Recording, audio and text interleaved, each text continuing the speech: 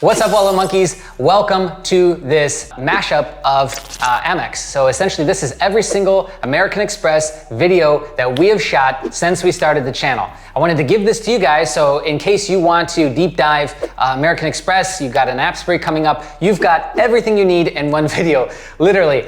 I was just thinking about it. The only things that I feel like are missing is obviously sign-up bonuses or subs are always changing with Amex. And then the other thing is like we don't go super deep into like the points and how you can kind of play that and get, pull that back out for trips and travel, for, just cash, whatever. Understand that cash is always gonna be your worst ROI in terms of pulling out points to get just straight cash. It's gonna be the worst, right? You're better off putting that towards travel or something like that. So anyways, outside of those things, this playlist has everything. And so this video that you're now watching has everything that you need. And so you're better off just watching this video start to finish, and you will go from like not knowing anything about American Express to knowing everything, even details about the underwriting process. Now let's talk, it's 2023. I wanna tell you maybe what things might change. Amex is really stable, right? They don't put up their pre-qualification page and then pull it down like Chase does or other banks and players do. They don't cycle it like that. It's usually up all the time. Now, if the economy continues to tighten, they'll probably get a little stingy with credit limit increases. They might get stingy with how many new cards you can get in a certain amount of time. But again, if you've got a solid profile and you've got enough transactional history with them, those things really don't matter. It's just like a general rule of thumb. So I don't really see big changes coming to American Express this year. Sign-up bonuses will change and shift. Like I said, they might tighten up a little bit if the economy gets bad, but I think this playlist is gonna serve you really well going into 2023 as well, and I don't really see big changes. All right, so enough of that. I'm gonna shut up and let's jump into the video now.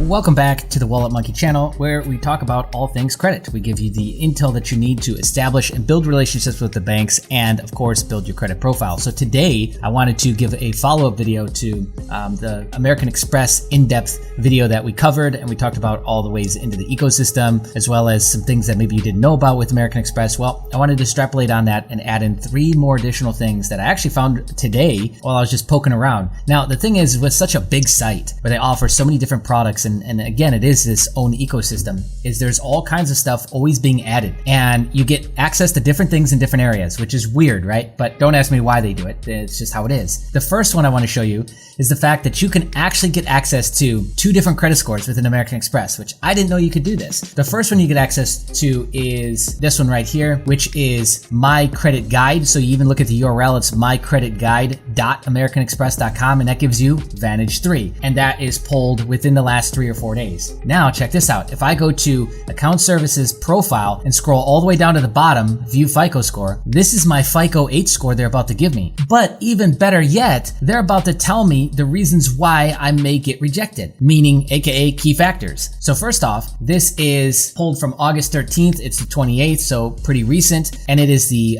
FICO 8, but look at the URL. So this is online.americanexpress.com. There's literally 2 different scoring areas, scoring systems that they are giving you access to for free. So key factors for me is length of time accounts have been established and ratio of balance to limit on revolving is too high. So those would be 2 reasons why they might not give me another card, a credit limit increase, whatever. Pretty interesting, right? Let's dive into the second one. The second one that I think a lot of people have either not paid attention to or don't realize has happened is that, like many other companies, like Square comes to mind, where they're buying up all these other companies to increase their offer stack. Well, American Express is doing that too. So a recent acquisition is Bluebird. So what this is a prepaid debit account and a regular bank account, all done online. So besides the savings account that you can get and IRA accounts and all the other traditional stuff that American Express offers, they also offer this, which I think is a very interesting way into their ecosystem as well. Because if you get in there, again, instead of trying to spend thousands of dollars repairing your credit, maybe you just open up a reloadable prepaid debit account with them.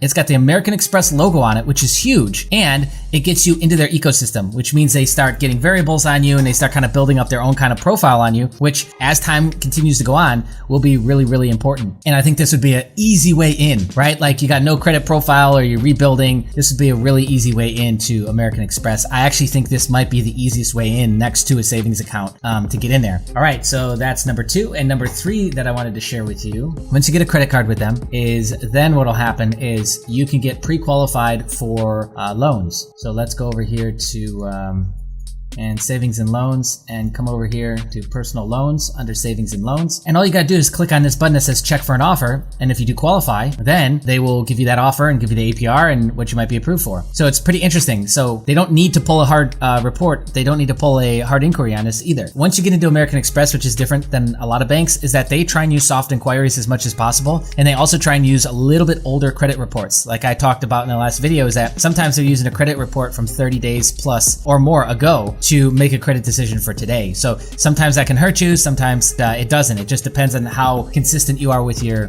credit score. But yeah, so this would be another tool that you could leverage and get upwards of $40,000 without a hard hit. So no credit check on a $40,000 personal loan. Now they'll go much higher on the business side, so it makes sense to also establish yourself on the business side. And they've got additional products, startup funding and things like that they offer after 6 and 12 months. But after 90 days of having a credit card and being in their ecosystem, you now can start to check in to see if you qualify for a personal loan. We're going to be talking about American Express, and I'm going to be covering the whole dilemma and topic that's covered quite often, which is CLIs, or credit limit increases, and some of my own personal experiences and customer client experiences that we've noticed with how American Express behaves. Now, a lot of this pre-COVID and post-COVID, once all that goes away, this might not be relevant, okay? But right now, in the trenches, this is some of the things that we're seeing. Credit standards itself, across the boards, are looser now than since 1991.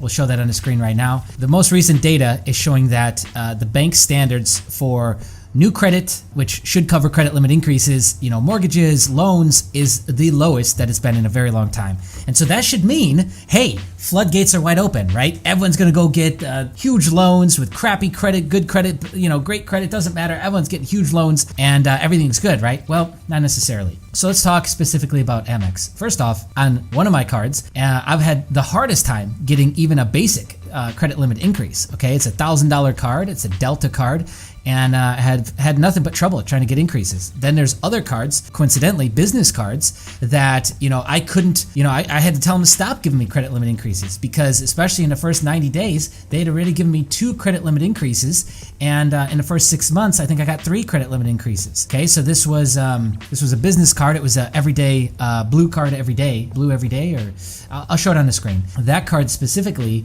was having no issues with getting credit limit increases. Now, keep in mind that usually how credit card will operate in terms of its whether it's going to give you an increase or not is with bank cards, they tend to pull FICO and they'll do a soft pull. With American Express, they've got a lot of other tools in their ecosystem that allow them to get good credit card info, but you got to keep in mind is that sometimes with American Express, they're using an old credit score. Like recently, I was declined again, and I noticed on the report that they were pulling is it was an old report from June, and I was trying to get a credit limit increase in July. So they were pulling a older report from a month ago. Then when I did reconsideration, then they were able to pull a fresh report. Okay, so sometimes you have to do that, and it completely will change your outcome, because that score, there was a difference of 60 points on that score. So it's like, yeah, of course, it's going to go from a no to a yes. Keep that in mind, that sometimes they're pulling an old score because they've got their own free FICO score that they'll give you. They're one of the few that is under the FICO free program or open FICO score program, where they're giving you a free FICO score. So you can get that through American Express too, once you've got either a savings account or you get a credit card through them. I'm not sure if you can get it with no credit card. I'm not sure if it's just free. I know the one through Capital One is, but I'm not sure with American Express. So, okay, right off the bat, I've already given you examples of really easy credit card limit increases and harder, more difficult credit limit increases. Keep in mind that on the personal card, I was running the balance much higher than I should have, okay? I was well over 50% a lot of the time. The business card was down around 10, 20%. So we start to see some similarities here. One thing across the board that banks care about is they want to see that you're making consistent payments, and sometimes they even want to see that you go and spend a lot and then pay a lot. And Capital One is really, really guilty of this. They want to see you like basically maxing the thing out and then paying it off. And they want to see this over time, not every single month, but then let's come back down and let's use a balance and then pay the balance, and keep it really, really low. So banks across the boards tend to look for this usage and ability to pay it off. So here is the kicker. American Express has a 61/6 rule, which basically means that after 61 days on a brand new account or 6 months after your last credit limit increase, you can get another credit limit increase. This across the boards has been pretty true. There's a huge FICO thread about this, and I update on it regularly. I've seen some anomalies, which we always see happening with credit profiles, because every credit profile is different. But for the most part, I would say down the middle, assumption 99% of the time, this applies. And so what it means is that after 61 days is that you are usually able to get a 3x credit limit increase. That's what they suggest to start with in these threads and in the forums, and through personal experience, I can attest to this, because worst case, they're going to come back and say, hey, how about this much? If you miss the 61 days, or if you get denied at the 61 day point, then you need to wait 6 months. Wait 6 months after your last credit limit increase or after getting denied, and you can try again. There's some people who will try 90 days from the brand new account. So treating that denial like it didn't happen, and then just waiting 90 days after getting the new account and trying to get a credit limit increase. That can work. It just depends on why you were denied. So if it was denied because it was a address mismatch, then that's going to be very different than if it was denied because they don't like your credit score is too low or your utilization is too high. So if you've got low amounts of inquiries, utilization is low, and you still got denied, then you might want to try and push and try again in 90 days. If they're using an old report, which they'll tell you, they'll give you the denial right then and there. If the date on the credit report is like from a month ago or two, like I was just talking about, like what happened with me, then absolutely call the reconsideration line and talk to somebody. I think a lot of times people get shy and they think that they're like doing something wrong or sneaky. You're not. You want credit. They want to give credit.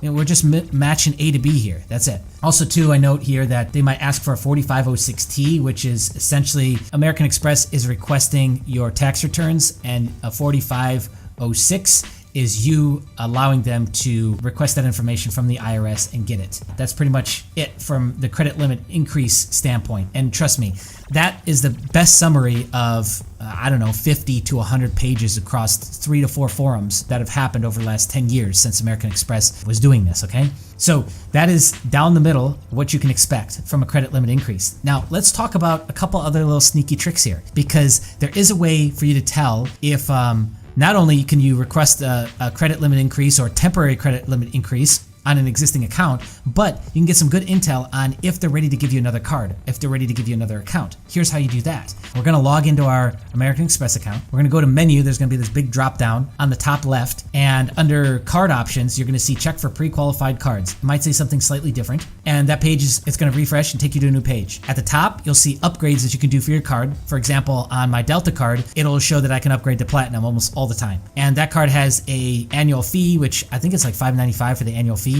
And obviously nobody's really flying right now. I'm not. So why would I get that? So it doesn't make sense for me to upgrade at the moment.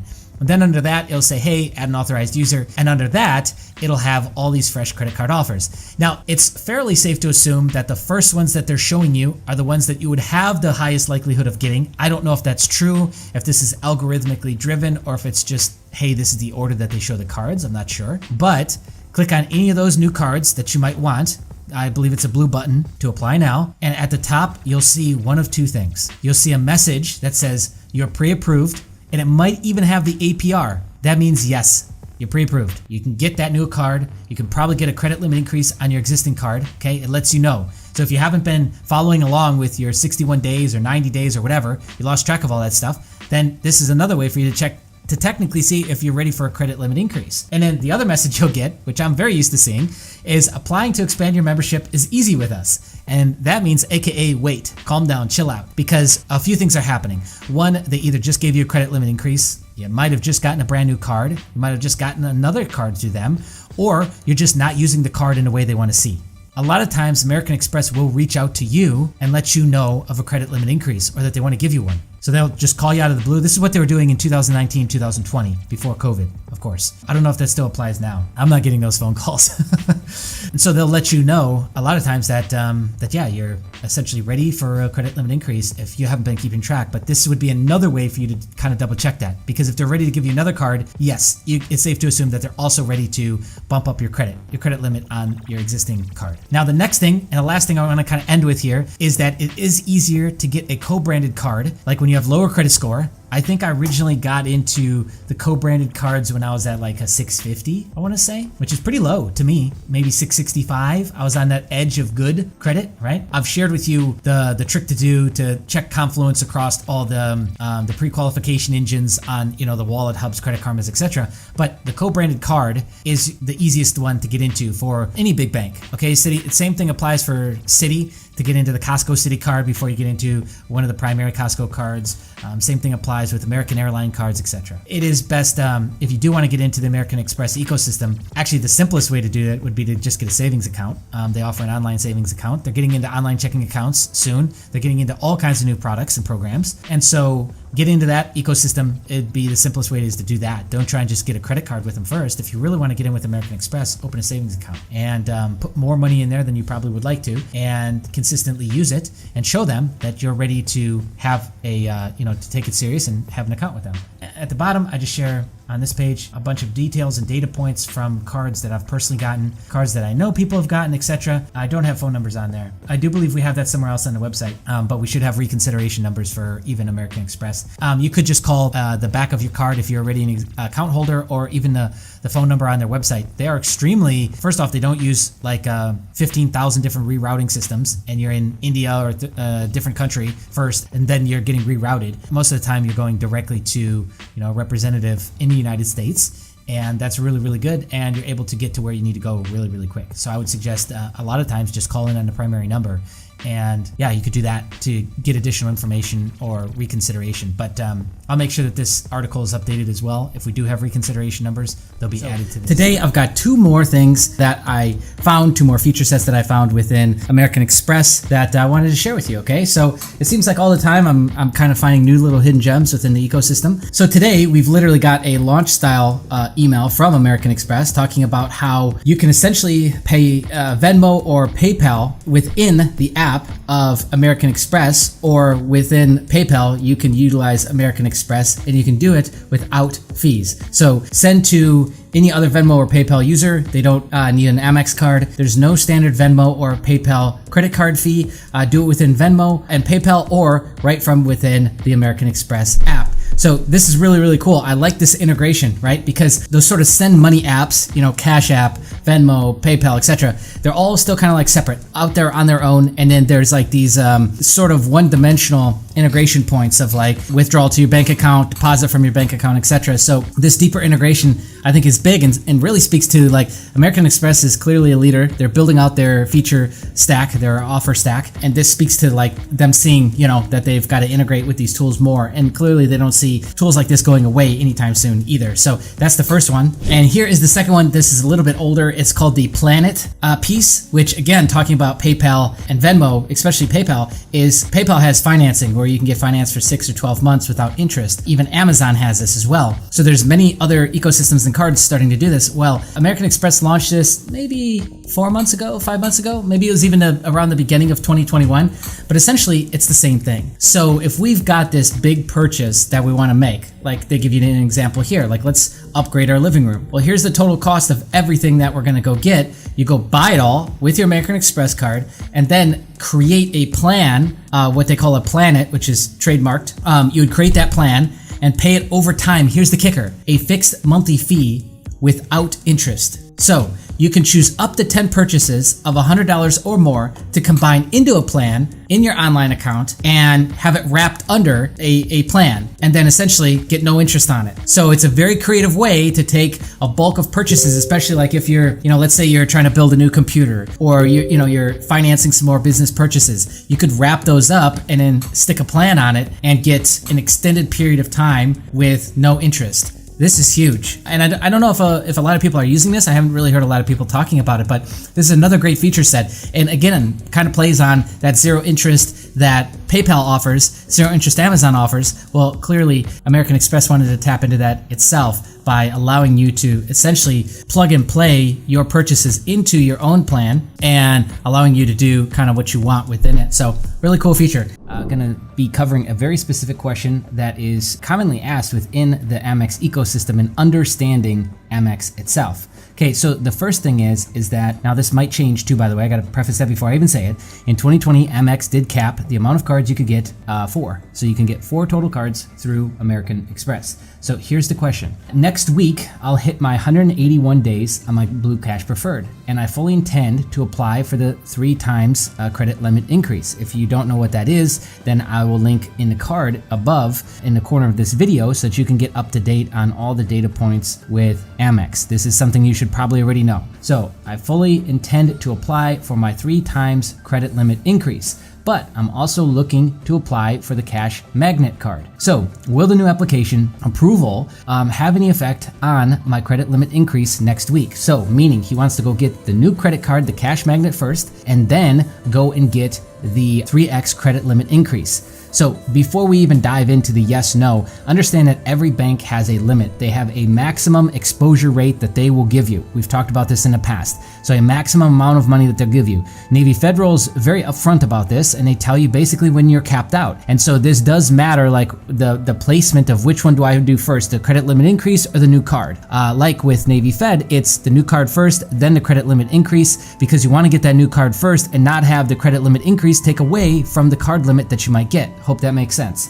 If not, check out the Navy Fed video that we've got that we dropped in August or September. That'll give you the most up-to-date information. So with that in mind, the odds pretty high that the result that you get or the outcome that you get of the first request will impact the second request. So if I go and get the new card, then it will negatively affect how much I'm gonna get on the credit limit increase. I might not get the 3x, I might not get anything.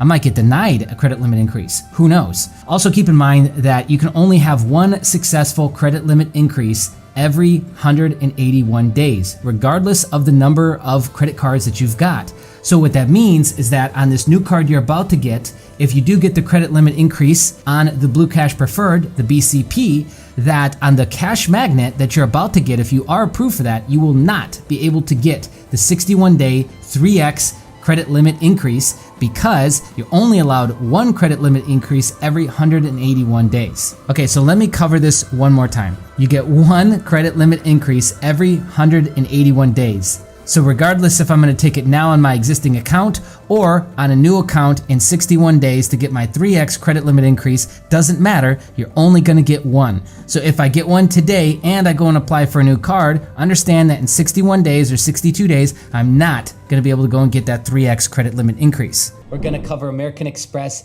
and 3 quick updates. I'm gonna share with you 2 of the easiest ways into the ecosystem, one on a personal side, one on a business side, and then we're gonna talk about a huge, important, possible update that you need to know about. So we've been covering Amex a lot on this channel. We've talked about this before, and now we're starting to see once again within the Discord community just how powerful this is, because as I'm shooting this video, I think there was just 2 people within the last 24 hours, both report on the same thing.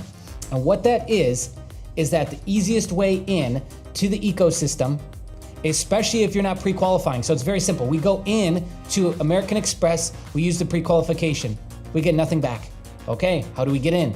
Savings account. Here it is. It sounds so stupid too, doesn't it? But it works. So get their personal high interest savings account and get started with that relationship. Once again, here we are, building relationships, showing that we can be trusted, opening up and completing transactions with an institution we want to do business with, and guess what? They reward you for it. So this is the high yield apparently, 0.40% APY. I mean, with inflation the way it is right now, if you want to believe it's 6%, I mean, come on. Come on, guys. Anyway, it doesn't matter. Who cares about the APY? We're not doing it for that. We're doing it to open up the relationship. So let me share this one with you. First off, okay, so he applied, this is someone in the community. They applied for Amex a few months back and were denied. So they didn't even try to pre-qual. Maybe they did and they just ended up applying anyways, I'm not sure. And then they were denied, right? So they opened up the savings account, made a few deposits, and then today, bam. Now I've heard some note of how much you need to be depositing. It seems to be at least $1,000. Some people are saying 2,000. I don't think that's true. I don't even know if there's a minimum on this, right? So if you wanted to try it with like 250 to 500, try it and let me know. But I think there could be a limit of $1,000 on this. Let me know though if you've done this. But I would suggest to at least open up a couple deposits. And again, we're kind of moving this money around throughout these different vehicles, so it's not a horrible thing to just, okay, we'll take this amount and move it here and move it there, right? And kind of leverage it in multiple ways to get these things established, right? So anyways, I don't know what the minimum is. What I suggest is at least 500 to get it started and make at least a couple deposits into it. Let that sit for 90 days minimum, and then go back and see if you're getting pre-qualified. Go back and see how they're gonna treat you for that card now. And I guarantee you the answer will be different than it was before, okay? That's for now. That could change in the future. I don't think so. And I think this is probably the best way in personally. I know that they've got the prepaid debit cards as well. I don't know the performance of that. I do know the performance of this, the savings account. So this is the way in on the personal side. Okay, talked enough about that. Now, this is something that, John, shout out to you, and shout out to Firestick on the data points for the personal savings side. But John was talking about this, and I completely forgot that Kabbage is been bought out by American Express. I remember this. I remember it happening, and I kind of like lost track of it, I think, in my brain, because there's so much to keep track of in this game, you know? And so, anyways, Kabbage is your way in on the business side, right? So if you don't want to go in on the personal side and build all that up because you know you just want business credit, and it's going to take time on the personal side, right? If you want to just go in straight on the business side, then here's your way in, is open up a business checking account, and you're going to earn APY as well, 1.10% APY on balances up to $100,000. I believe there is another sign-up bonus, might give you $300. Okay, so I couldn't find the $300 bonus, even though somebody was just talking about that in the Discord today. So I'm not sure on that aspect of it, but this would be, again, another way in. We get in there, we make some deposits, we start to direct some of our ACHs from Stripe or from PayPal over here to Kabbage, and what do you know? Then we can start to get ourselves into position for two things, is because they've got funding over here too, $1,000 to $150,000, or just to get into that ecosystem to then get credit cards. You got to assume that they're sharing data between Kabbage, which is an American Express product, and the American Express business cards, right? So anyways, that's your in on the business side. And then the last thing I wanted to talk about, which I was thinking back after this was discussed, and I don't remember this happening, but it was pre-COVID. So what was discussed is somebody went and they tried to get another American Express card, and they were denied, and then they went to get that removed. And how you usually get inquiries removed off of your credit report, the best way is that you call them up and say, hey, there's fraud on my account. Well, that's not always the best way to do it. So what happened was somebody had 6 accounts, and I've heard of this happening, but at not this high of a level. Somebody had 6 accounts shut down immediately, basically. So as soon as they called in and said, hey, this is fraud, American Express said, oh, okay, you wanna play that game? Shut down all the accounts that was associated with that guy's name. So that is awful news. I remember getting pre-2000, I think this was like 2019, I remember getting inquiries removed. So I'd love to hear from you though. I wanna present this question to you is, since COVID, have you gotten, well, I would suggest don't go trying this, but have you already done this and gotten away with removing a American Express inquiry off your account to something that wasn't approved, even though you've got existing open accounts with American Express? So the reason why I think this is, if this is new, then the reason why I would assume it is because of 2 different reasons. One, fraud is always taken very, very serious. And secondly is American Express is always pulling your credit report. So I don't know if you've noticed this, but sometimes you'll apply and they've pulled a report from like a month ago and they haven't pulled a new one. Well, that's because they're just soft pulling you for that. They're not actually hard pulling you, especially if you're already in the ecosystem. So if you're already in the ecosystem, expect that sometimes you're gonna see a credit report that they pulled that was a month old, and they're operating off of an old report, right? You could call them and tell them, hey, go ahead and do a hard pull if you wanted to, but they're constantly pulling your report. So I don't think it'd be wise to do that, because if they're constantly soft pulling you, to check up on your report, also too for any internal products, to match you up with offers, to pre-screen you for, God knows what kind of products they're trying to pre-screen you with, why would you shut that down? Because what you've essentially said, you've severed that connection. You've called the bureaus now and said, no, American Express is creating fraud on my account. So of course they're going to try and apply that to everything existing too. Why wouldn't they? And now knowing what you know now, because what I just told you with them constantly polling, soft polling reports, is they can't do that anymore if you go and say this is fraud. So what I suggest overall is just don't try and do that. Understand that if they hard pull you and you're already in the ecosystem, you're just gonna have to take an L on those. Or if you're gonna try and get those removed and swept off your report, do not use the fraud angle. Like, do not do that. And I know it's really easy to do. Like, you just call an Experian, fraud on my account, bang, they remove it within 24 hours. And they're really good about that now. They never used to be. But with American Express, probably best to not do that. So anyways, a bit of a horror story and preventative story to tell you that, again, these things, you gotta think these out. You gotta think these through. Just like, again, really I'd say any big institution, Chase, American Express, big credit unions that you like and you want to be in that ecosystem. Like, if you're having any doubts about if you should try and get this swept off your record, maybe even call them. Just say, hey, like, if I want to get this cleaned up off my record, like, is that going to affect our relationship? And depending on how you're going to get it swept, because there's other ways besides saying fraud. That's the easiest way to get it removed, though, and the fastest. But yeah, I would just say probably think again about that, and before you go doing it, because that could lead to them shutting down all your accounts. I mean, 6 accounts. Can you imagine that? That's rough, man. And from what they were saying was they were blacklisted for a year after that. So you can't get any new accounts for a year after that, which I don't know if that's true. I would probably go and immediately try the savings account trick and see if I can get right back into the ecosystem. But you would know really fast, like you try to open up that savings account and they deny you or shut down the account right away, you know that you're blacklisted or bucketed for however long. And in this case, they said it would be 12 months. Today, we are going to talk about Amex. We're going to talk about Amex Jail. We're going to talk about Amex Blacklist. Yes, that is where Amex has completely blacklisted you. You can't get an account. How long does that take?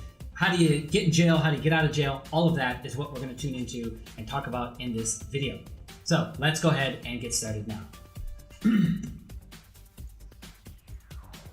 All right, I got my notes. So here's the 3 areas that we're going to focus on. We're going to focus on manufactured spending. We're going to focus on removing enquiries and using fraud as the reason. And then we're going to talk about triggering reviews, and that's going to be the longest one by far. So manufactured spend is probably the shortest answer I can give you. Is there's some banks, some cards that it makes sense to do that with.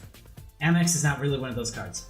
And the reason why is because the algorithms and the formulas and the amount of data set that they have access to now just doesn't really make it worth it. And I'm talking about typical manufactured spending where you go and buy a bunch of gift cards at one point in time and it doesn't match any of your other behaviors. Like, this is all really, really common sense. Now, you can make this work, and you can make this work in a couple of really simple ways. Christmas just passed, right? And a common gift for Christmas is gift cards, right? So if you did want to do that, I'm not advising you do. Whatever you'd like to do with your cards is your business. If you did want to do it though, the holidays would probably be a fantastic time to squeeze in more gift card purchases than you wanted to, or prepaid debit cards, or whatever kind of cards you're trying to get money off of your credit card into cash, into another means to be able to use that somewhere else, right? So that's the best advice I could give you. Is just overall, you got to understand is that with American Express, is they're relationship based, and they're paying attention to your spending habits. They're paying attention to your patterns and behaviors, right? So a lot of things are going to stand out to them, and these are things that are going to trigger them to look deeper, and they'll be able to, from a data standpoint, see what you bought. They're going to dig deep in and be able to see what you got. So they'll see that it was gift cards. They'll see that it's this. They'll see that it's that, right?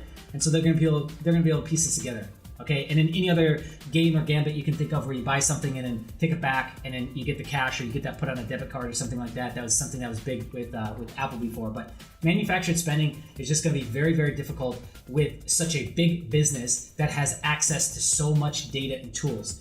Data is really the modern day currency, right? And going into Web 3 and all these big changes that they've got for the internet, that's going to be more important now than ever. Tracking your behaviors and then reselling your behaviors to you in similar services and goods. Yeah, whether you like it or not, that's where things are going. So manufactured spending, okay, we chopped that off. We got that off the list, cross it off. So next, let's talk about number 2, which is removing inquiries and using fraud as the reason. Now, this data that we're gathering here is coming from Reddit. It's coming from personal experiences in the Discord community. And so there's stories to go along with this. There's a lot of depth there. If you want the stories and to follow the threads, join the Discord. It's completely free. And you'll be able to go scroll back up in American Express and you'll be able to read all about that. But basically what happened was with somebody who had like 6 or 7 accounts in American Express, tried to get some sort of new account, and it triggered an inquiry of some degree. I don't know how this is possible, especially with how things are now. Maybe it was slightly older. I don't know how old this story is, right? So again, we got to take this as a grain of salt. But what happened next was they called in and did your typical to remove an inquiry. It's fraud on my account. Well, the reason why that's bad, we broke down in another video, so I'll link that in the card above. But short story is they went and closed within 24 hours. They closed every single one of his accounts. And he's blacklisted. And so that means when you're blacklisted, it's like 12 months minimum before you should even try and apply again. Now, I would argue that maybe you could try the savings account trick and just get in there with a savings account or a high yield savings account, a regular savings account, or even a checking account on the business side and try and rebuild. I don't know if that works. That's just an idea at this point, right? So that is something that you definitely don't want to do. There's other ways to get inquiries removed.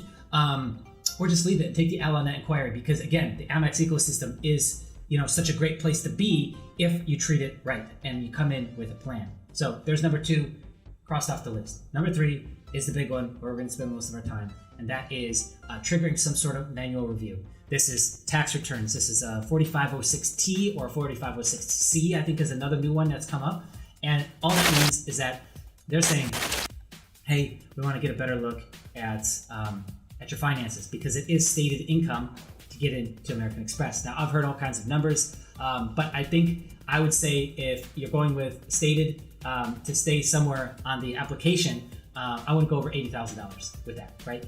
And so I know that based off my numbers, and I shared this in previous videos, is I'm willing to go above $5,000, $10,000 because I know I could go and just make that true, right?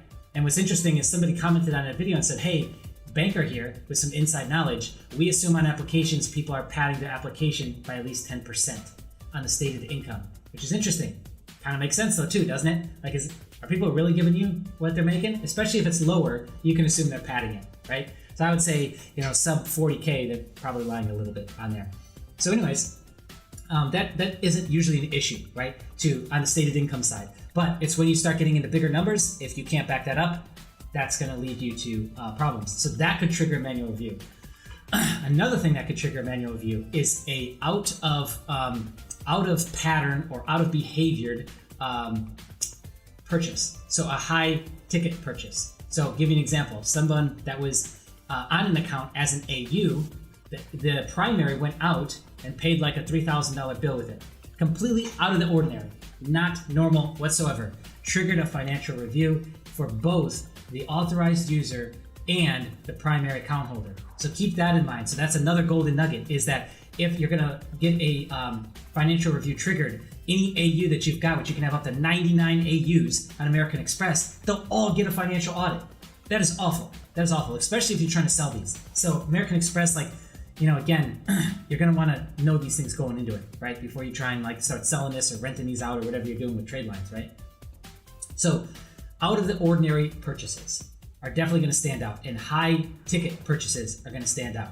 Now, I know you might be thinking, okay, well, how does that apply to the unlimited spend cards that are the gold and platinum on the personal and on the business side? So the consumer and business side. Well, the same thing applies. Is they want to see, okay, if you're a regular business, you're going to start to use this card and ramp up purchases. And over time, we're going to start to get into bigger and bigger stuff. Understand, if you run out, get the card today, finally get it, activate it, run out tomorrow, 3K, 5K, 10K purchase, bang, you'll trigger a financial review. And then the card is going to be bucketed, which is the worst part of this. The financial review isn't even the worst part. The worst part is the card then gets bucketed. So there's a couple different ways that you could play this. First off, I know the argument here is like, hey, well, I want a high limit card. Why wouldn't I go and spend that limit? Credit history. So I've talked about this in previous videos. I think Amex is working towards some sort of internal scoring system if they don't already have it, because all these algorithms, all these scripts that are running, that are collecting data and trying to create a profile for you, it all comes back to somewhere. And so they want to see that grow over time, right? So easier way to do it would be two different routes. Is one, just sandbag this thing, 50 to $200. Let that grow over time, and then maybe start hitting it harder. Like if you're actually just starting out and you know that you can't go drop 1,000 and paid off, 3,000 paid off, whatever, just do small amounts and let that grow until the business is ready to then start throwing down big numbers. But think of it like this: is you want to be able to go and charge up high balances and pay those off. And that over time is what's then going to unlock you. It's going to get you invited to apply to platinum cards. It's going to get you invited to check your spending limit and see that you can now spend up to $100,000, right? That only happens with the history. And I know we talk about that a lot, and it's like, it really is that simple, right? So the second approach would be, okay, I have a business. Let's start to move and, pivot some of our purchases over to here, but let's spend it up, pay it down, spend it up, pay it down. So 1K, pay it down, 3K, pay it down, 5K, 6K, pay it down. And think about this: the typical small business running down the middle, how long would it really take them to pay off a 5K purchase? I don't know, somewhere between 1 and maybe 5 months, right? So if that's the case, as long as you're kind of following those similar behaviors, then you're going to set yourself up. Another tip that I can give is that we read and heard about is just call in advance. Even after you've got all this history, call in advance. Just let them know, hey, we got this big business purchase coming up. It's 10,000, 8,000, 5,000, whatever it is, right? So that little piece helps.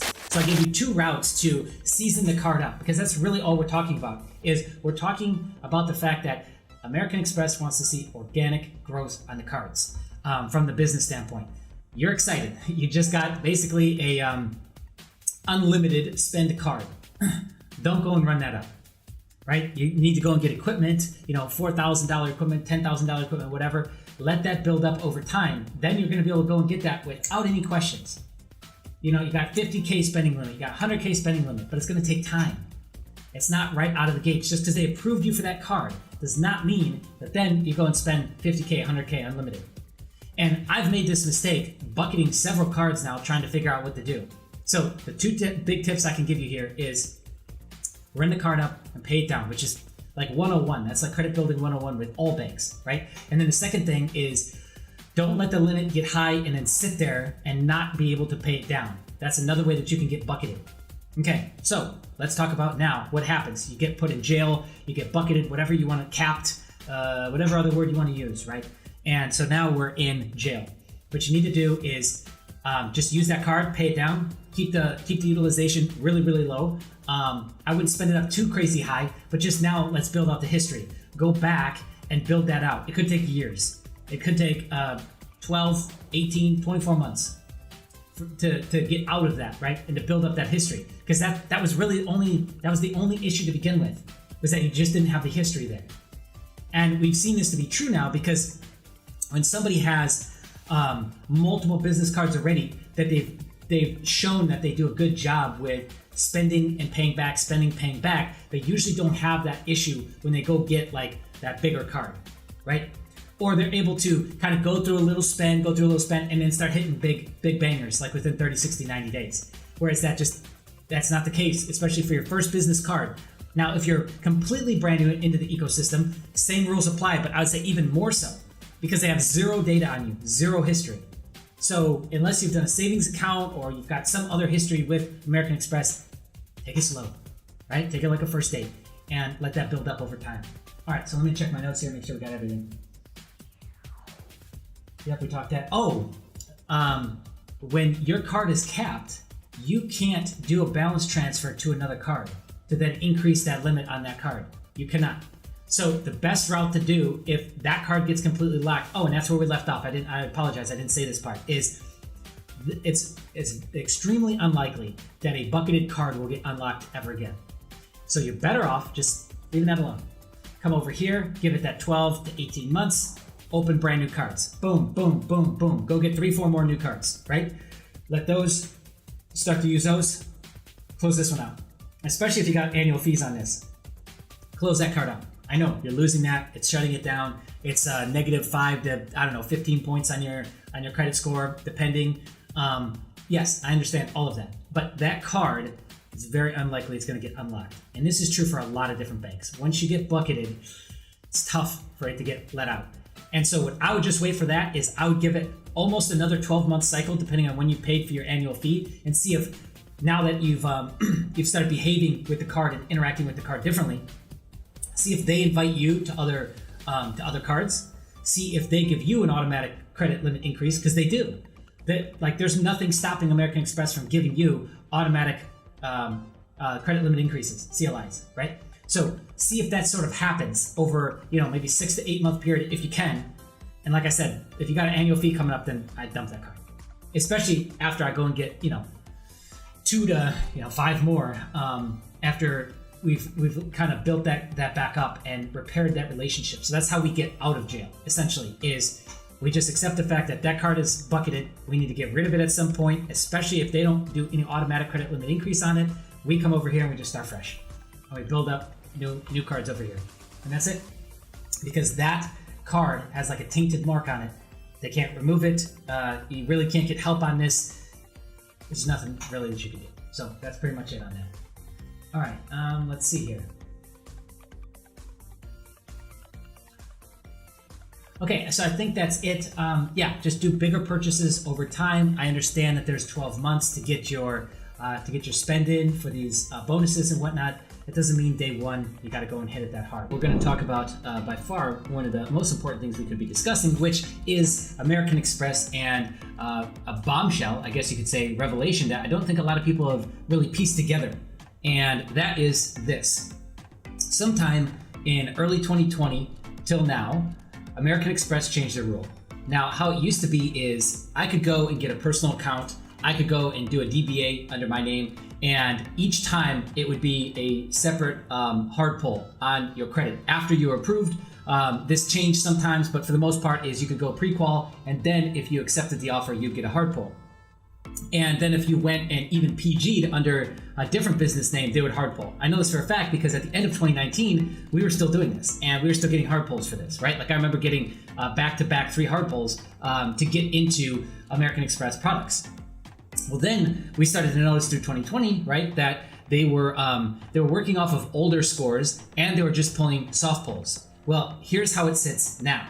And I hope this isn't the first time you're hearing this. I hope you've heard this already. But where it sits now is that you effectively get that first hard pull to get into the ecosystem. And every time after that, for a DBA, a business, any sort of business, as long as your name is on it, right? No hard pull. No hard pull on pre-approval or on approval. So that means effectively, if you can get 14 cards in Amex, in the American Express ecosystem, that's 14 cards off 1 hard pull. Now, I don't know if this is going to change, but it definitely is huge, first and foremost. Let's just take a second to let that sink in. 14 cards, 1 hard inquiry. Next, what does this mean? Where are they going with this? Well, if I were to a bet man and I were to kind of take a stab at this, where I think it's really going is 2 things. They're pulling a lot more data than you realize. Okay, so for those of you that are still trying to do manufactured spend and think that you're slick and gift card concepts and all these things that are kind of like worn out 3-4 year old YouTube video concepts, maybe start to rethink that, because that means they're probably getting a lot more data than you realize. And this has been confirmed from insiders in the banking industry that they get more than you realize. And secondly, it's moving towards this concept that first off, there's going to be an internal score with American Express. I think that is coming down the pipe. Secondly, is they're really interested in you getting into the ecosystem and building a history with them. And based off that history, based off how you've behaved with the credit, it'll either be a good thing or a bad thing. And so there's another video that we're going to dive deeper into these different ways to get blacklisted, get into jail, get out of jail, etc. But from what I'm seeing, with all these pieces that we're kind of putting together now, is that the relationship means a lot. The transactional history means a lot. And your ability to be able to go and charge a card up, pay it down, charge it up, pay it down, charge it up, pay it down, really does matter. So that's what I see happening with this. And I wanted to give a quick shout in this video or a quick plug to our site, walletmonkey.io. We just recently changed this around, getting ready for this next big upgrade that we're going to make on the site. But anyways, we added in a ton more information. We're going to separate out the personal or consumer side and the business side. And so we've added in data on personal loans, getting into the ecosystem through Serve or through the other third party. What was it? Blackbird?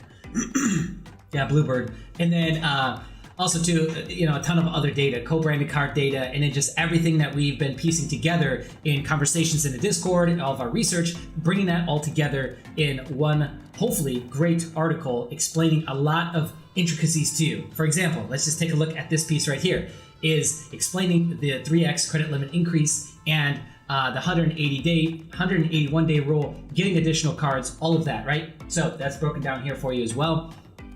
What else do we got here? We got a breakdown of all the cards. Those will eventually lead off to a profile page for each card itself, but you've got all the most recent subs or sign-up bonuses and everything that's going on with those cards so that you can quickly come here and make a decision on if these cards are worth it for you or not. And then, of course, the infamous Amex backdoor phone numbers at the bottom. So anyways, 14 cards, 1 inquiry. What do you think about this? And how much have you pushed this recently? So I'd love to hear your thoughts in the comment section. If you got some additional data points or just stories you'd like to share, I love these. These we start to, we cultivate these and put these away in the war chest so that we can start to formulate hopefully opinions and concepts, solid concepts that is happening at these institutions. And here's why: is because Amex and these big banks, they're algorithmic based, and as time goes on, the algorithm gets smarter. Just like we see on social media, just like we see within all these other companies and institutions, is that over time the algorithm gets smarter. So what are they looking for right now? What matters to it right now? And let's try and figure that out, because once we figure that out, that gives us an edge, and that's all we're looking for in the credit game is edge, my friends. That is the name of the game. Today, what I want to talk about is something we noticed in the community within the high annual fee Amex cards. So we're going to talk today about the American Express high annual fee cards and some things we're noticing. So that's what we're going to dive into today. So first off, we're at the walletmonkey.io site. Again, completely free site. No games, no gimmicks, no courses, no crap. Just everything you need, hopefully, consolidated in one place. That's the goal with the YouTube channel. That's the goal with everything that we do, is really just to consolidate, create videos and content that we consolidate everything so that you just come to that one video. Instead of watching 30, 40, 50 clickbait videos that give you like this little piece and this little piece, or videos that review every single card. I mean, there is value in that. I just like it, and I think there's more value when everything's consolidated in one place. So today, this is slightly off topic and very small little piece, but we're gonna talk about the Amex piece, and we're gonna talk about some changes that I see happening at the macro level. So, all right, where do we need to go? Let's go down to, whoops, we don't need personal loans, we need personal cards, which are right here. So, all right, I don't know if you're new to the Amex game or not, but there's a lot of cards that are 0 annual fee cards, and there's a lot of cards, well, not a lot, but a few that are pretty high annual fee cards. Okay, so we can just come here and filter by annual fee, go the opposite way. Don't know why I did that. It should put the biggest ones at the beginning. That's weird, huh? Okay, we'll have to look at fixing that. That's kind of silly. Okay, so here we are. We've got the American Express Everyday Preferred, 95 fee. The Hilton Honors, that's the Express Surpass, 95. Here's the big one that everyone knows about, is the Platinum card. I hope you do. That's a 695 fee. The Sky Miles Reserve is 550. Hilton Honors Express Aspire is 450 on the Bonvoy Brilliant American Express, and 250 on the Gold card, 250 on the Platinum Delta, 150 on the Green card, and I think this pretty much does 0 offers continuously, so 0 on the rest. All right, so let's talk about what we're noticing here. Now, I got to start off right out of the gates. This isn't a huge sample size that I'm basing this off of. This is like, I don't know, less than 20 people, okay? But what we're kind of noticing and piecing together between our private Discord community, which is great, plug for that. The link is down in the description. It's completely free.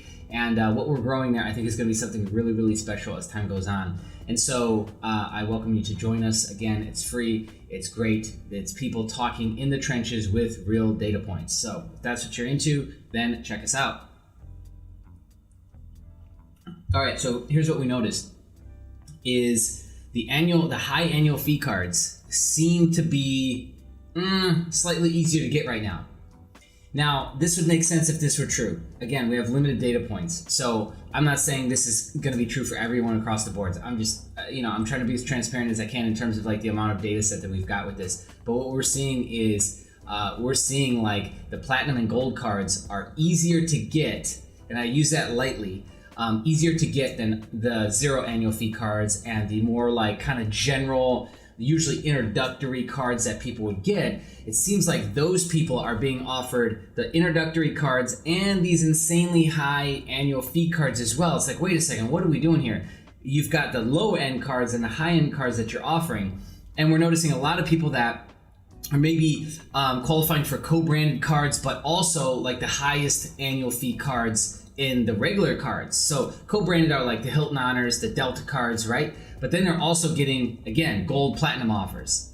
So the only thing I can think of here, and I think that this is probably true for the most part across the boards, is because they know their retention rate. So why this would be true is because they would know their retention rate. And American Express has been around for a long time. So they know that, one, they've cracked down on credit card churning. So it's not like you can just sign up, get these bonuses, cancel your cards, and then next year go and do the same thing. Now, I know some people who do this. It does work. I just think a majority of people with the big crackdowns we've seen over the last couple of years don't do it. So their retention rate has got to be pretty good, meaning that people are sticking around with them year after year. So even if they offered you a discount, like a $5.95 platinum card, or even cheaper than that, or offered some sort of big bonus points with a certain amount of spend, again, you got to understand is that their job is to make money as a credit card company, and they're gonna do that. So they've got some way baked into this to where they know the life cycle of the customer, and they know that they're gonna make money.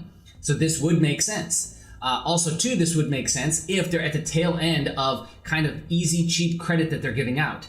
I think personally, we're at the tail end now of all the free money, all the cheap money that's been pumped into the system. 40% of the United States dollar circulating supply, we call that MM2 supply, has been printed in the last 18 months.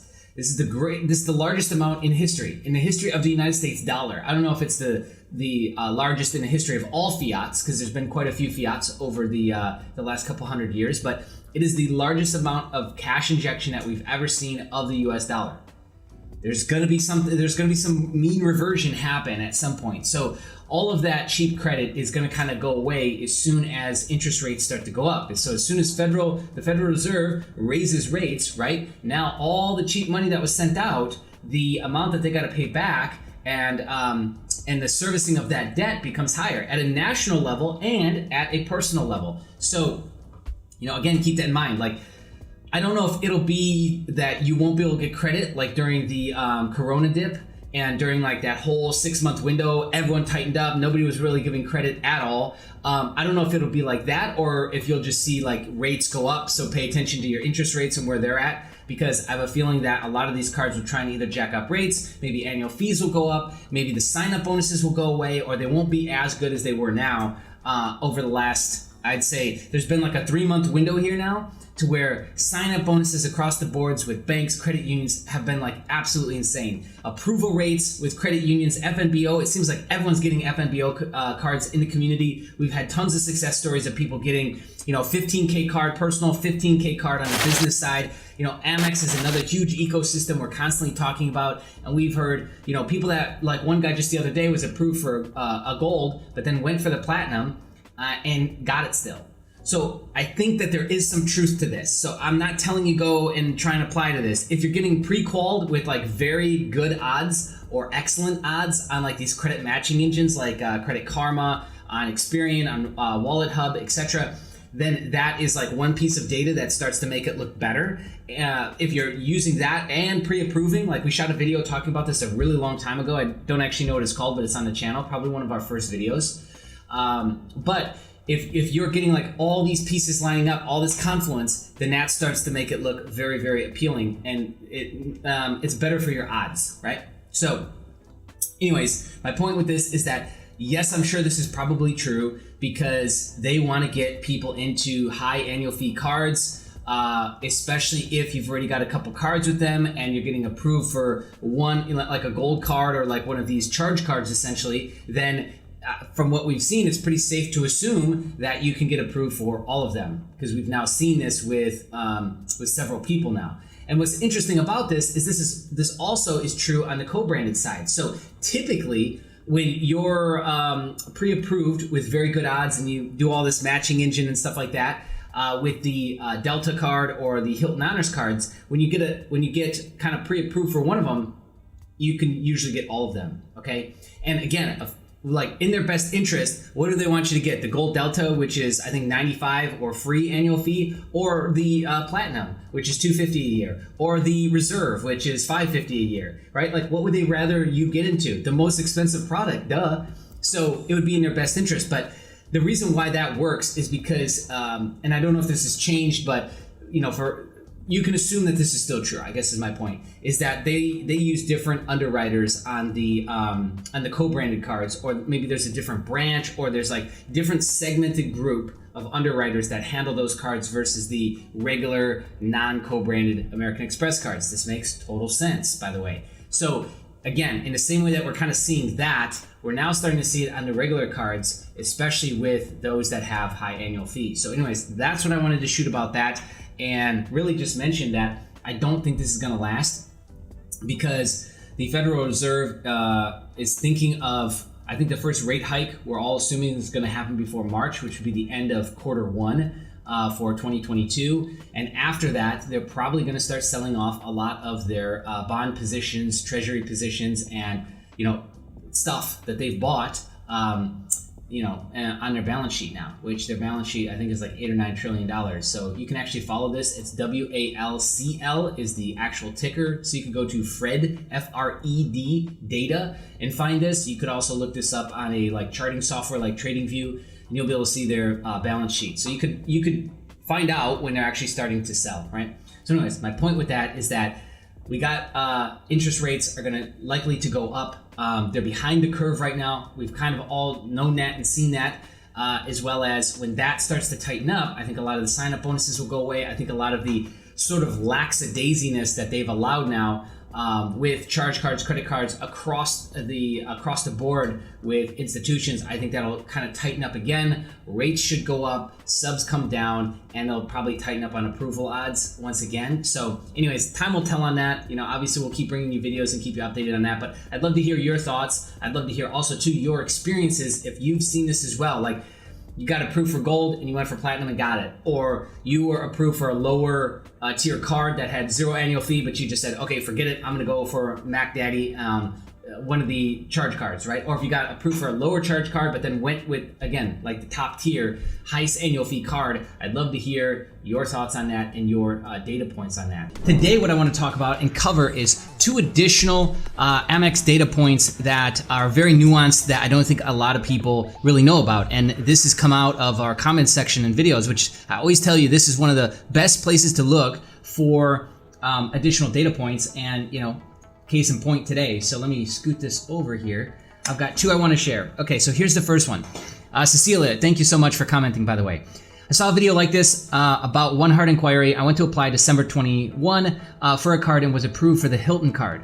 I thought it might be fun to get others, so I applied for another Hilton card and was approved, and the Rose Gold card, but was denied. I ended up with 2 cards but 3 inquiries. I found out why later on. Amex said that they'll let you get 1 card but then not another for 5 days, and then only 2 cards within 90 days. They said wait 90 days and I'd most likely be approved. She said, I'm gonna go and get the business card next. Now, what I found interesting about this is we literally just were all speculating and trying to help a community member, John, navigate whether or not he should go and get, I think it was the Platinum card, which is the biggest, the Mac Daddy card. And so what we were all debating on is just this, like the distance of time rather, when he got his last card, and will they approve him for another one because he already had quite a few cards with Amex, and all these nuanced details. We're all trying to like take the data points and come up with opinions and stuff, and it was very interesting to see because there's a lot of sharp people in the community.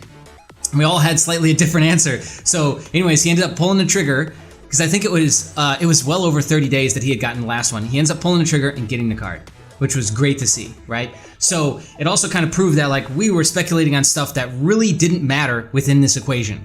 And so it proved that we didn't really have all the data. And so something like this is a great data point to have because it kind of adds to the story. And then so that way when you read other people talking about like, oh yeah, I was able to get 3 cards, I was able to get 2, I waited, like you're able to, again, further consolidate this data, which is what we're all about here. So I think this is a huge insight into one person, yes, but the overall process here, I think you can assume is pretty similar for everybody, right? It's maybe it's not 90 days, but it's at least 30. I'll tell you that on some of these cards because I've now seen this across the boards with multiple within multiple data sets or people, right?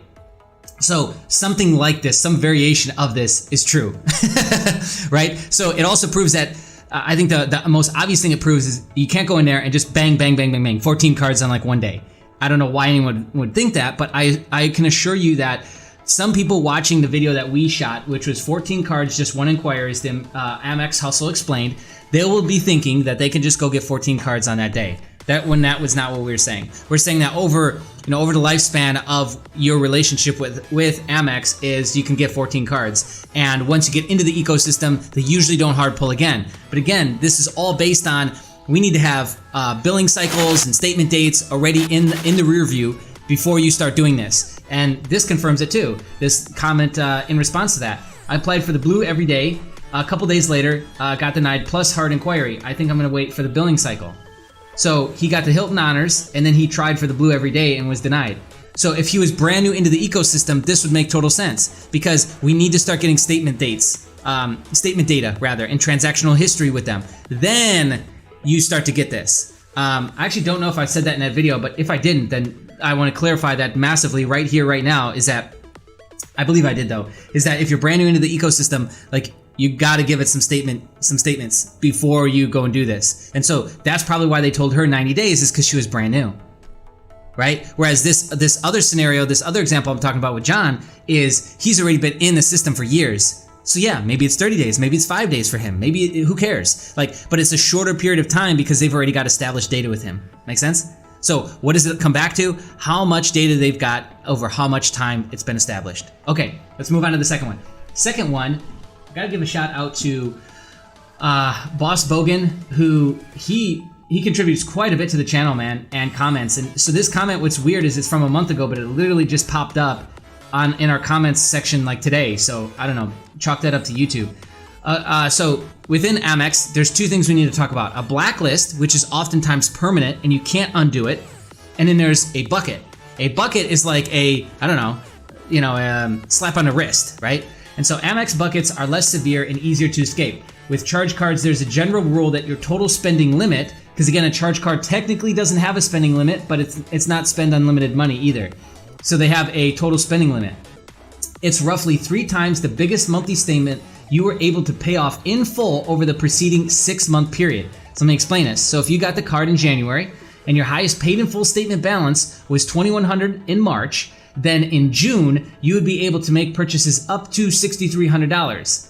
So with a structure like this, with a statement like this is not guaranteed. This is kind of like the down the middle in general way to approach this. So yeah, it's not guaranteed that this is exactly how it's going to work out. Obviously, credit score, financial resources, income, etc. come into play, but there's enough data points to support this conclusion. Pro tip, anyone new to the Amex ecosystem should never play with the check your spending power button.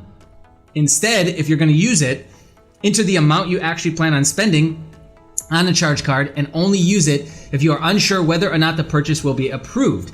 Again, this is when you would call them as well to let them know that, you would be making this purchase. All this is based on you being newer to the ecosystem as well. Once you've got established history with them, doing these things is much more lenient and is not as big of a deal. This was a comment to the video that we shot where we're talking about Amex Blacklist, Amex Bucket, all of that, right? So now we're continuing the conversation here. So if you were to watch the entire American Express playlist, you would have such a deep insight now. I think we've done 7 or 8 videos. You'd have such a deep insight into the entire game and how to play it with Amex. I don't think you would have to go anywhere else unless you wanted fresh data points of credit scores, limits, etc. We're gonna talk about all these hacks and tricks that you're seeing on the internet that get spread viral, blah, blah, blah. And today we're gonna talk about Amex 4 credit card play, 1 inquiry. Now, this was shared in our Discord. I thought it sparked a great conversation, so I want to bring that conversation over here to you on the channel. Now, let's take a sidestep here. First off, it's very easy to get caught up in all of the hype and the appeal to like, oh my God, look at this hack. Oh my God, 14 credit cards, no inquiries, blah, right? It's like, everyone gets wrapped up in that and gets so excited because they want to, they kind of want to scam the banks back.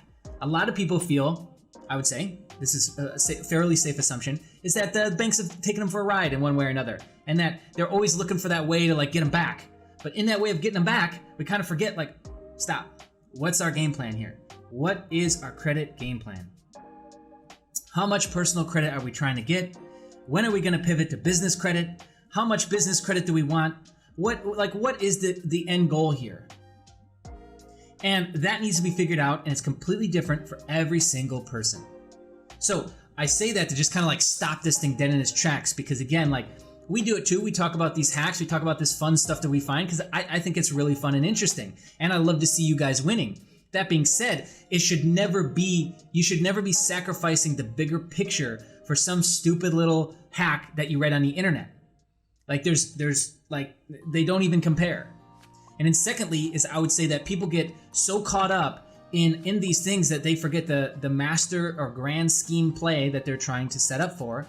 And then secondly is there's way too much emphasis still on personal credit and not enough on business credit. Business credit stuff does horrible on our channel. Gets the worst views, gets the worst everything. And it's because for as exciting as it is on the personal side and all the breakthroughs we've seen in education levels, we still suck at the business side. We need to do a lot of work there. So there needs to be a lot more education on the business side.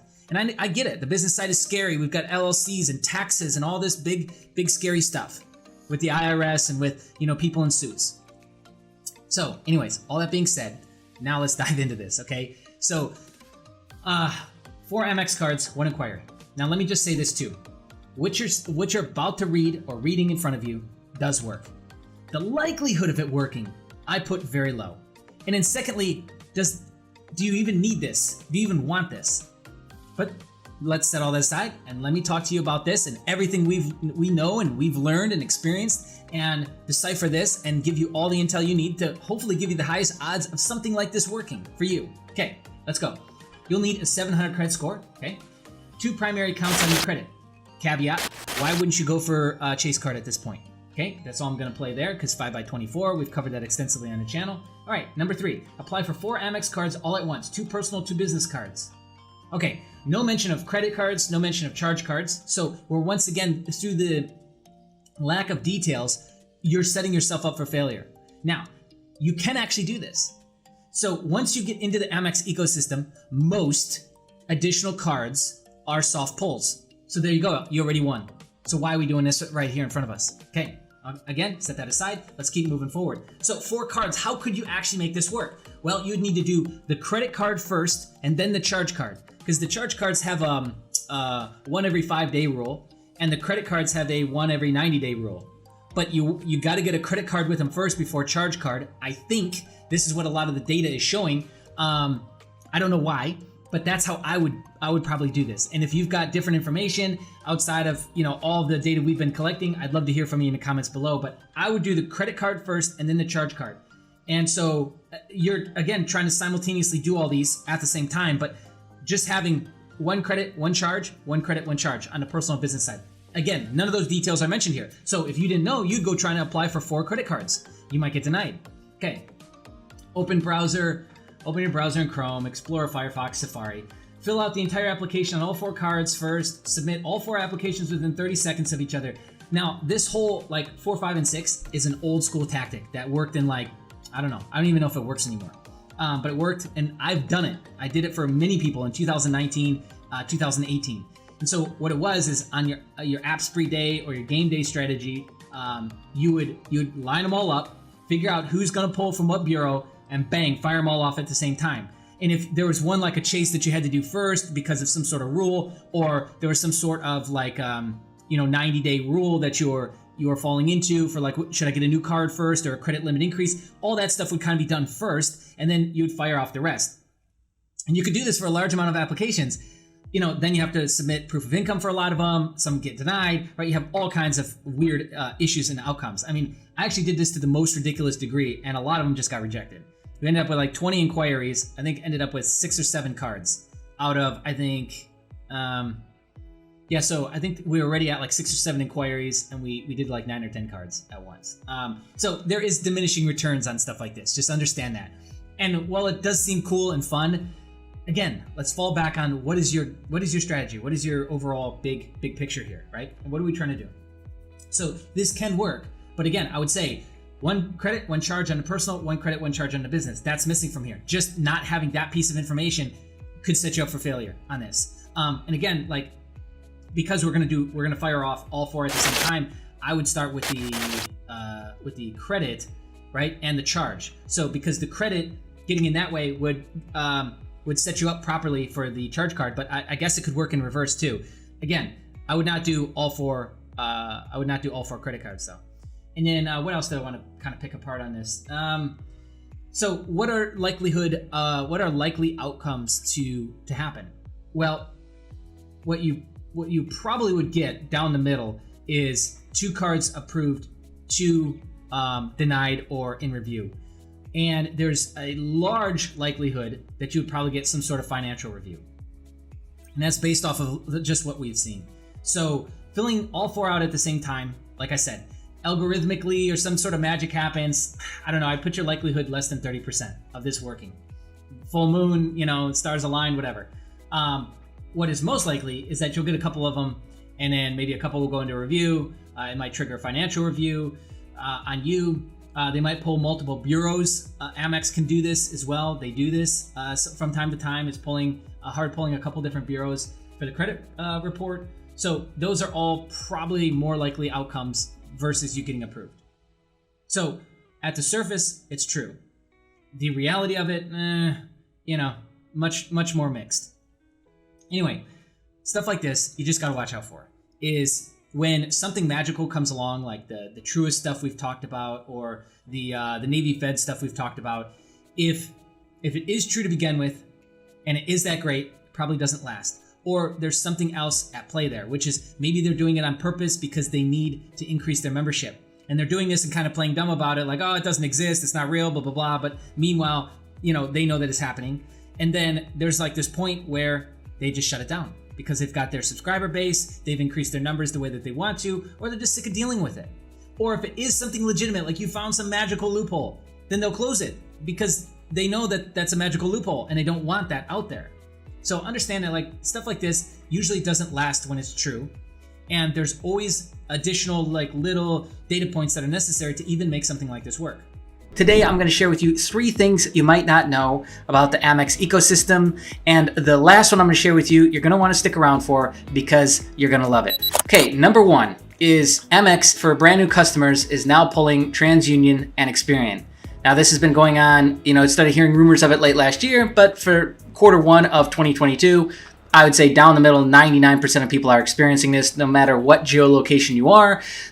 I know talks in the beginning that maybe that had to do with it, but it looks like that's what they're going to be doing from now on is double pulling you for a brand new customer coming into the ecosystem that is getting your first credit card. Now, there's another piece that I'm going to share, point number 2 here in just a second, that might change, how you decide to interact with this. But yes, you can expect that it's not just going to be Experian from now on, it's going to be Experian and TransUnion. That brings me into point number 2. It appears that they're playing around with a new layout and going to test out something similar to what we see with Apple, where you're able to go through the entire process, and then if you accept the offer, then you'll get a hard pull, which at that point, brand new into the ecosystem, it'd be, most likely a TransUnion and Experian pull. Even though this screenshot has been circulating around quite a bit, is when we come over to the American Express site on incognito, just so that none of my cache or anything is affecting this, you see that we don't get that message at the top, and we still got the standard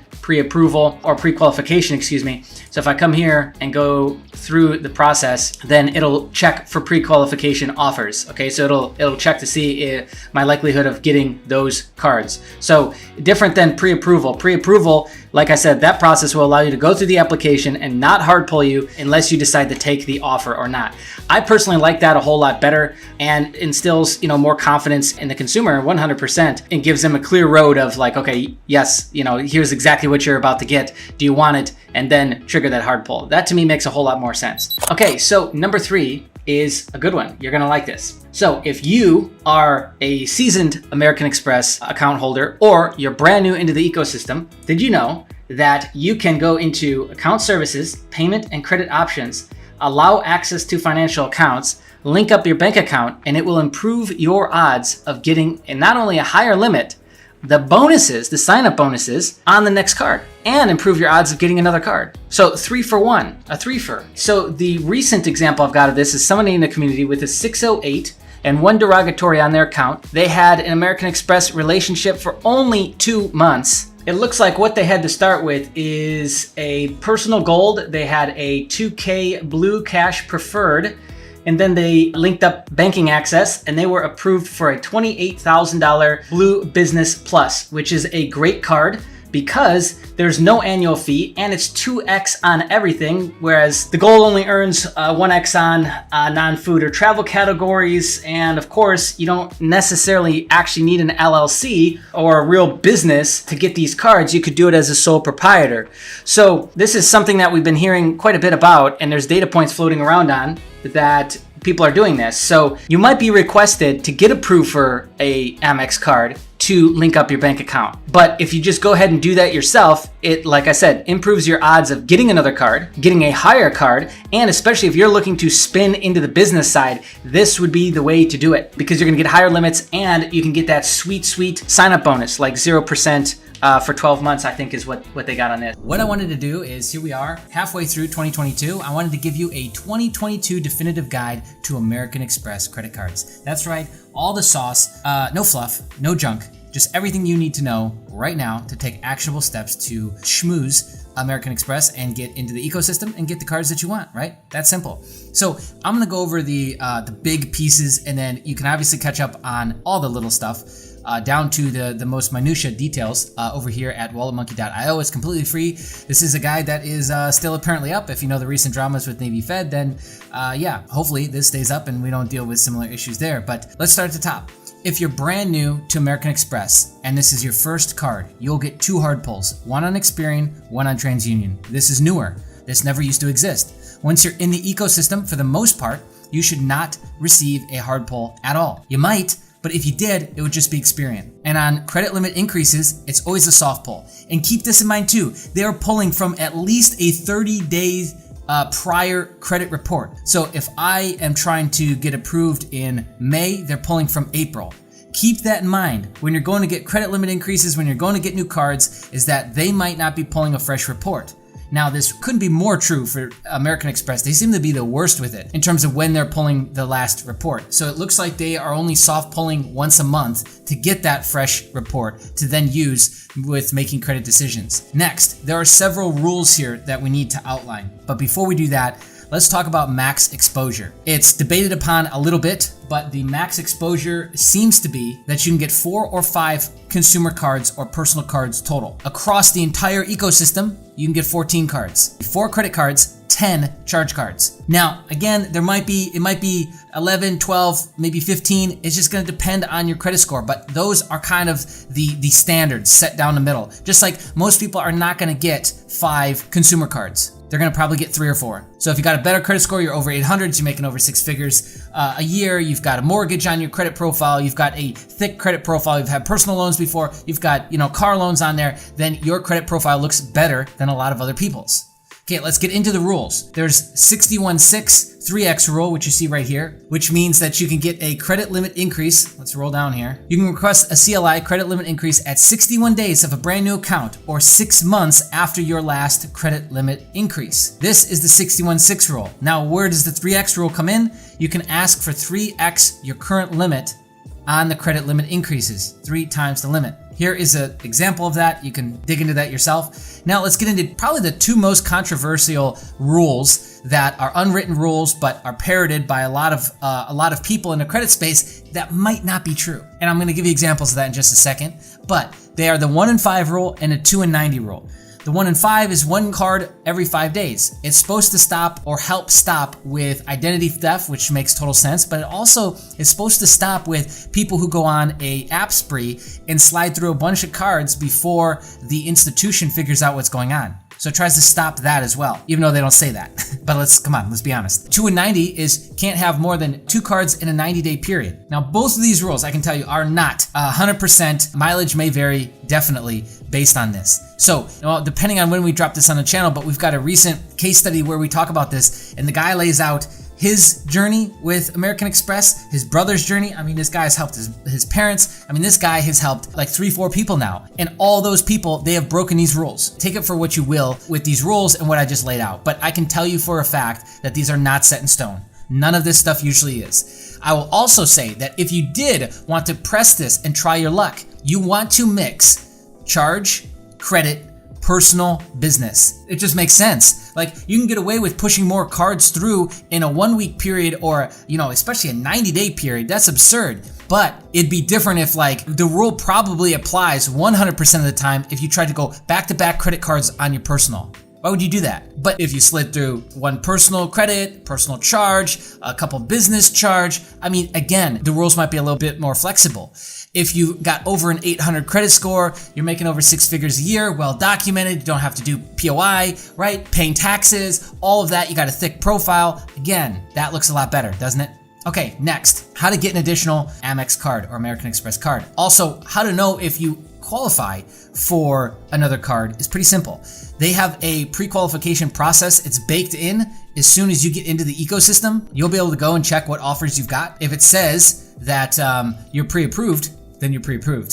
If it says at the top, applying to expand your membership with us is easy, then it means you should probably wait and that you're not pre-approved for anything. And you can double check this, go in incognito mode in your browser or, completely log out of your American Express account, go into a different browser and try and use the pre-qualification tool, which you'll find on a credit card page, go all the way down to the bottom. And if they find no offers, well, there you go, there's your confluence. Easiest way into the ecosystem is if you've been blacklisted or jailed before. I would say jail, you can still get in. Blacklisted, probably not. Financial review, we'll get into that in just a second as well. But the easiest way in, if you're brand new and you got lower credit score, is high yield savings account. Maybe use the checking account. On the business side, you can come in through Cabbage. You can come in. I believe they've got a couple other tools for the business side as well. Come in with something and start to create transactional history.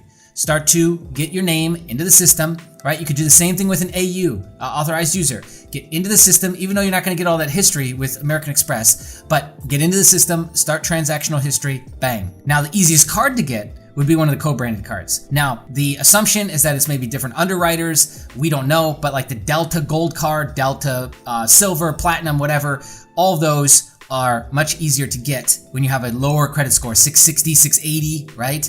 Than trying to get Blue Cash Preferred or into the basic cards, right? Now let's talk about maximum exposure limit and blacklisting, financial reviews, all that. Okay, 4506, this is the most dreaded thing in the credit space, is because essentially what that is a credit review. It is you signing off and allowing them to go to the IRS to pull your latest tax returns and get additional information on how much money you're making. So if you're lying on your applications, this you're definitely terrified of. To trigger a financial review, there are some things that people have noticed that cause this. And there's been a lot of amazing people in the comment section that have brought this up along the way. Go back and watch just this whole American Express playlist that we've got. It's incredible, right? But the assumption is that a total aggregate of $35,000 or higher on the personal is what triggers a financial review. Or requesting more than $25,000 at one time on one card in a CLI triggers it. I've heard, just like you, the different numbers. 35K, 40K, I've even heard 80K in terms of maximum exposure for American Express. It doesn't matter the actual number. I would say just look at like the overarching thing that we're telling you. And as long as you're not breaking this, then I think you could probably even push that number. But again, that number, just take it for what it is. But clicking on the spending power button too often, especially on the charge card side, right? That's another one. Trying to make too many large purchases, having returned payments, or changing income levels too drastically on your credit profile or in the updating your annual income within your profile on American Express. All of these things trigger it. So what is this showing to American Express, the institution? Instability. So as long as we just show stability, we're good. We're okay. Like, I'll show you, I'll explain a common one is you get the charge card, which is technically an unlimited spend, but it's not because there's a soft cap on that. So if I go out and try and charge a $30,000 car on that card, it's not gonna go through.